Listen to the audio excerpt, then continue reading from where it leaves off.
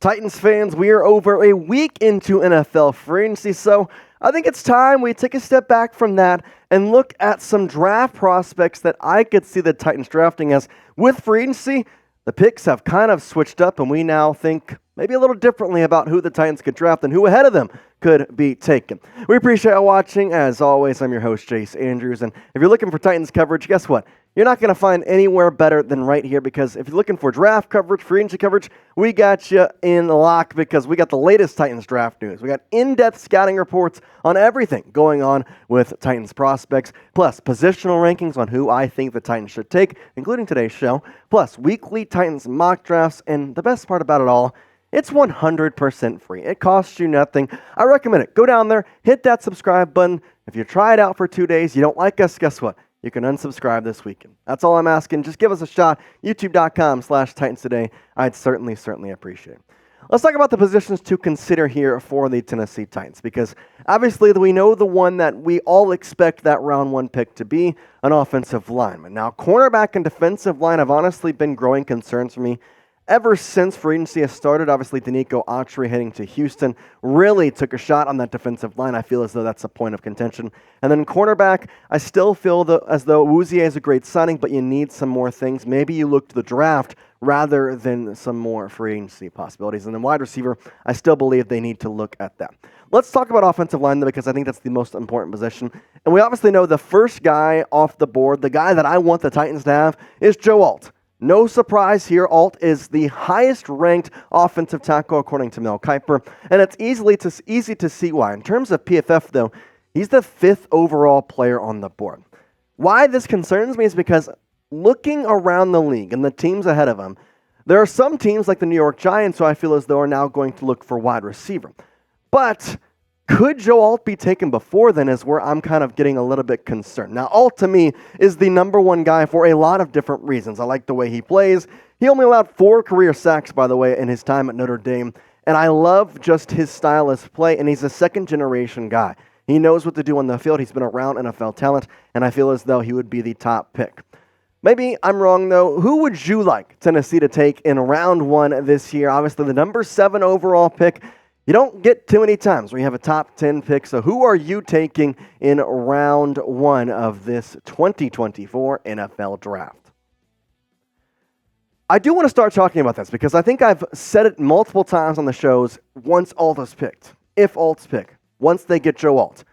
But what if he's gone at number 7? Like, we can't control picks 1 through 6. Do I think they're going to take Joe Alt?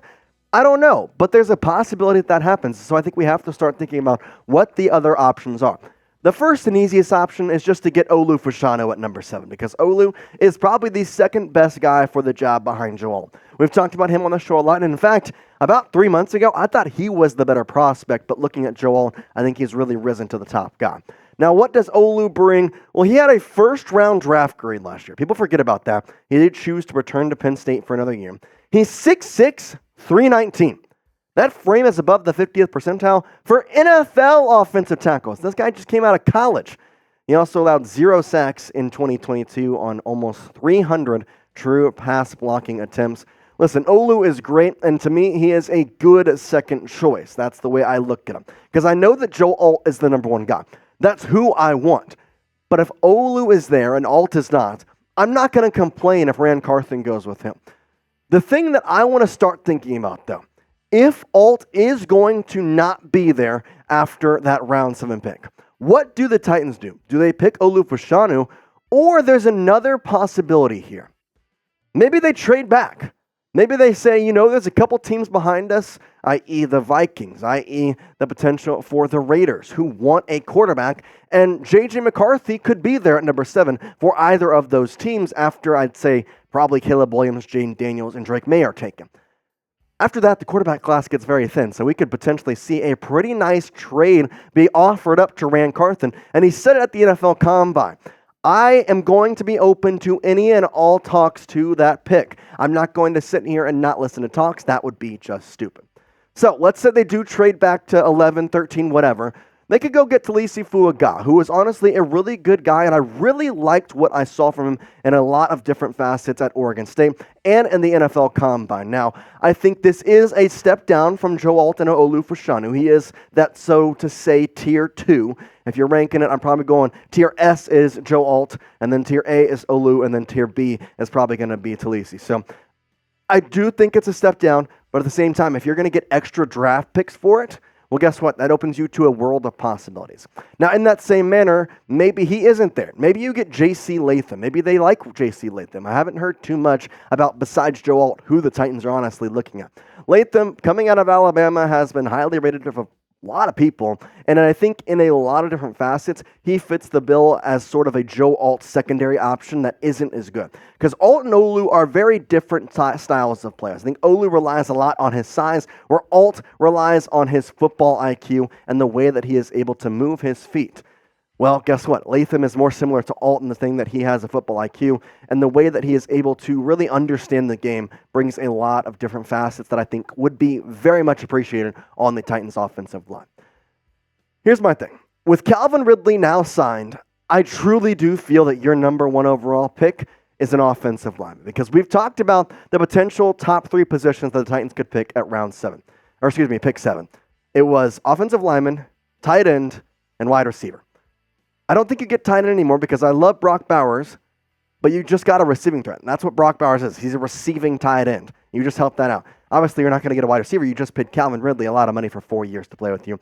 You want to make sure that Will Levis has time to go find Calvin Ridley. So in my mind, you get a offensive lineman. The thing is, though, let's say you do trade back. Guess what? You could potentially have another first-round pick, an early second-round pick, a late first-round pick. That's a lot of different things. And so how can they help out in a lot of other facets? Well, that's why I turn to the cornerback area, because right now I don't like the secondary. Ennis Rakestraw Jr. is a really, really good option, especially if you're getting a lower second-round pick. If you're getting a higher first-round pick, I would think there's a potential that you maybe could get a higher version of Terrion Arnold or Kool-Aid McKinstry, but in my mind, I'm going a little bit safe here in Ennis Rakestraw Jr., who I know will be available, who his PFF grade was off the charts, 80.7. Again, that's like an A grade if you're going by test.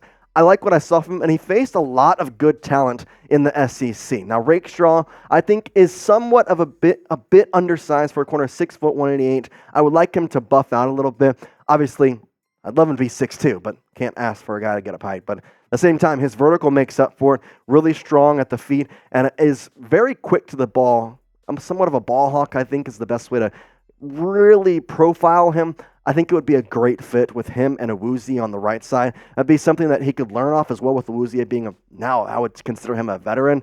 Really good kind of learning ability here, which continues on with our second cornerback, TJ Tampa. And I think he may be the guy that you take if you're in the late first round. I think he's going to be the higher ranked guy when it's all said and done. Now, TJ Tampa, the biggest thing to him, his QB rating that he allowed in 2023 was impressive, to say the least. Less than 55, 54.8.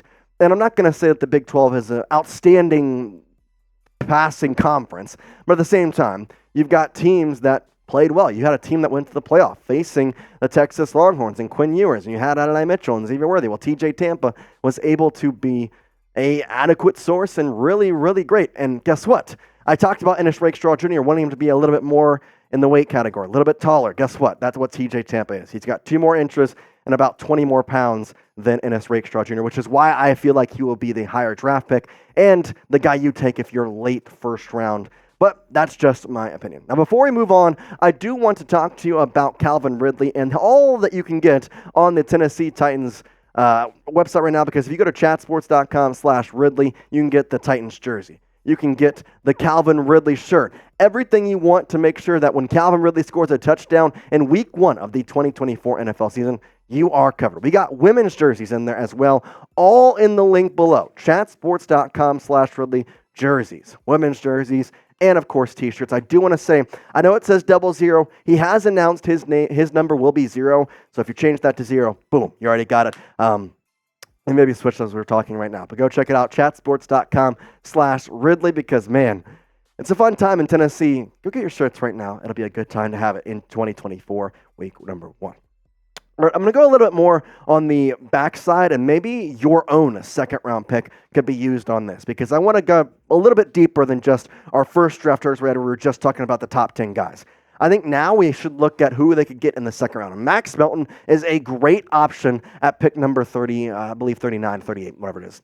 Melton really impressed me at the NFL Combine in a lot of different ways. He was speedy. He made it to the ball quickly. In every single drill, you could tell he was fluid, which I think is more important than a lot of different people think. Because if you watch these NFL Combines, there are obviously some people who have the speed, who have the agility. But in these drills, they just don't look fluid. Max Melton, not that at all. He was speedy. He was fluid. And a lot of people, and amongst myself, agreed he made himself a lot of money because he was projected to be a late second round, maybe early third round guy. I think that combine maybe moved him up to early second round if a team really likes him, which I definitely would. And then the number 4 one, I think this one could be, again, the potential for a late first round pick, Mike Sandstrom. And he is a lot of different things that I would like to have in my cornerbacks. He's speedy, he's tall, and I think, again, you have the ability to have a guy who has a buttload of talent learn from Awuzie, who has been a cornerback in this league for a long time with both the Cowboys and the Bengals. You're able to mold this guy, and especially with Denard Wilson, who, by the way, was a cornerbacks and secondary coach. I want to try and get a cornerback because I want him to have a project in sort of ways, because I think whoever he takes in the cornerback room could become one of the top cornerbacks in the NFL with just a couple years of training under Denard Wilson. That's my hope. But the thing is, the secondary as a whole is also just not good, which is why you need to try and get this figured out. And so I ask you the question now, what's your concern level with the Titans secondary as we stand? Because safety-wise, well, guess what? They don't really have anybody. Sean Murphy-Bunting left in free agency. You have Awuzie, which is great, but Christian Fulton, who was a bust, left. And you don't really have too much in terms of secondary presence. So I don't know what you're feeling with Roger McCreary and Awuzie right now, but what's your confidence level? 1 being least confident, 10 being most confident. Let me know in the comments section down below.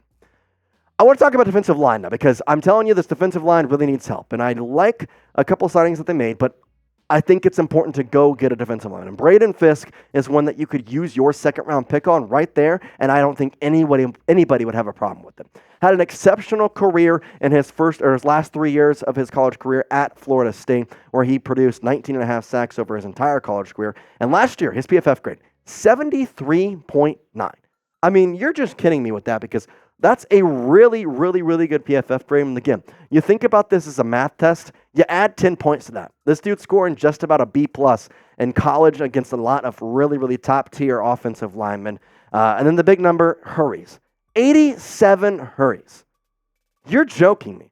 This guy was an exceptional defensive lineman. I would love to see him in the Nashville Blue.